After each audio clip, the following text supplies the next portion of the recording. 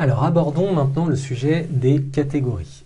Alors une catégorie, c'est une page et ça correspond également à un niveau dans l'architecture de votre site. Si on prend l'exemple ici, vous avez la page d'accueil qui est le niveau 0 et le niveau juste en dessous sera une catégorie.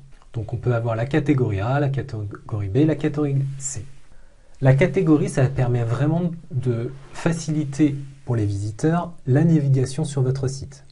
Imaginons que vous traitiez du sujet de la cuisine. Pour bien orienter vos visiteurs et même bien répertorier pour vous l'ensemble de votre contenu, c'est intéressant de classer les cuisines par origine. Par exemple, cuisine française, cuisine italienne, cuisine thaïlandaise. Donc ça pourrait faire 3 catégories. Et ensuite, dans chacune des catégories, vous aurez les pages de contenu dédiées à ces cuisines spécifiques. Donc ça vous permet vraiment de classifier tout le contenu de votre site. Et ensuite de pouvoir le retrouver facilement via par exemple les widgets de catégorie. Donc on va voir ça.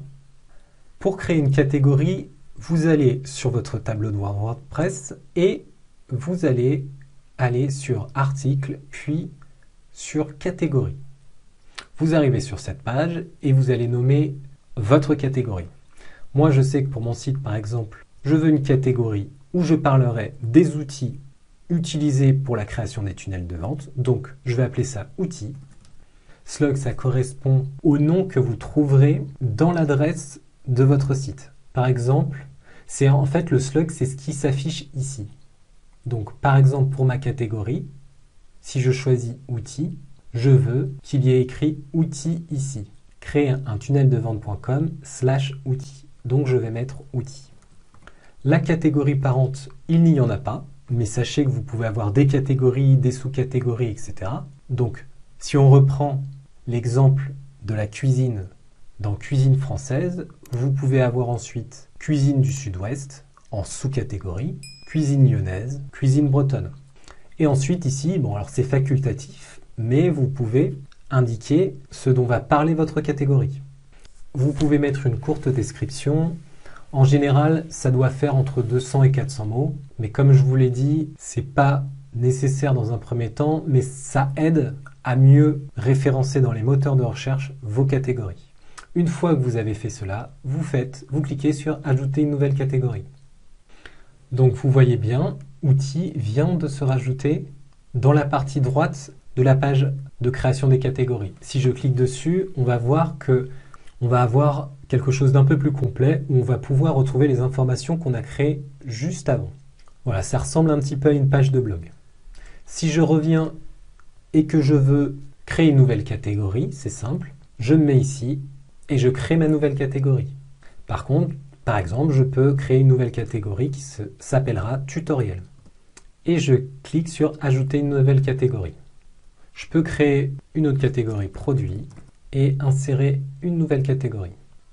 Voilà, donc une fois que vous aurez créé vos articles, si vous voulez les classifier, alors vous n'êtes pas obligé, mais c'est toujours mieux pour vous et pour vos visiteurs de les catégoriser, vous pouvez aller dans vos articles et par exemple, on va attribuer à l'article, mon premier article de blog sur WordPress, la catégorie tutoriel. Et on va enlever la catégorie uncategorize. Et on va cliquer sur mettre à jour. Donc maintenant, cet article n'aura plus comme catégorie uncategorize parce que si je rafraîchis, vous voyez, cet article est mis dans tutoriel. Ensuite, vous voyez par exemple dans les widgets, normalement est apparue la nouvelle catégorie tutoriel. Il n'y a pas outils et produits car pour le moment, il n'y a aucun article qui ont été créés dans ces catégories, c'est pour ça qu'ils n'apparaissent pas.